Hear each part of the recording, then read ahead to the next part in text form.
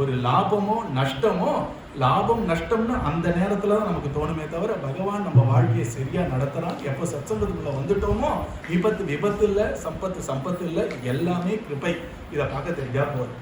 இப்போ நம்ம குழந்தைக்கெல்லாம் ஒரு பர்த்டே பார்ட்டி பண்றோம்னா சில பேர் என்ன பண்ணுவாங்கன்னா பர்த்டேக்கு எல்லாம் கிஃப்ட் கொடுப்பாங்க.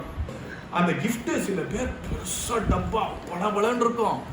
ஒருத்தர் டி கூனி குறுகி ஒரு நியூஸ் பேப்பர்ல மடிச்சு இருக்கக்கூடிய ஒரு கிஃப்ட் இப்படி கொடுத்துட்டு குழந்தை சௌக்கியமா இருக்குன்னு கிளம்பி போயிடுவாங்க. இப்போ பெரிய பளபள கிஃப்ட், அதை பிரிச்சு பார்த்தா டப்பாக்குள்ள டப்பா, அதுக்குள்ள டப்பா பார்த்தா உள்ள ஏதோ ஒரு 10 ரூபாய்க்கு ஏதோ ரப்பர் பேண்டை போட்டு அனுப்பியிருப்பான். ஒருத்தர் இத்தினோண்டு டப்பா நியூஸ் பேப்பர்ல மடிச்சு கொடுத்தாரு இல்லையா, திறந்து பார்த்தேன்னா தங்க ஜிமிக்கி கொடுத்துட்டு இருக்காங்க.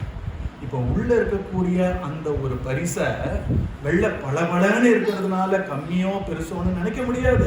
வெள்ளை நியூஸ் பேப்பர் மாதிரி அழுக்கான ஒரு கவர் இருக்கிறதுனால அதோட மதிப்பு குறையாது. பகவான் என்ன பண்றான், உயர்ந்த விஷயங்கள் தான் நம்ம வாழ்க்கையில் நடத்துறான். சில உயர்ந்த விஷயங்களை பளபள பேப்பர்ல ரேப் பண்ணி நம்ம கொடுக்குறான். சில உயர்ந்த விஷயங்களை நியூஸ் பேப்பர்ல ரேப் பண்ணி தரான். ஆனா உள்ள இருக்கிற ஒரு விஷயம் எப்பவுமே நமக்கு தேவையான விஷயமா இருக்கும், நமக்கு சம்பந்தப்பட்ட விஷயமா இருக்கும். ஆனா நம்ம பல ரேப்பரை முதல்ல பார்த்த உடனே ரொம்ப உயர்ந்தது, லாபம், சம்பத்துன்னு நினைக்கிறோம்.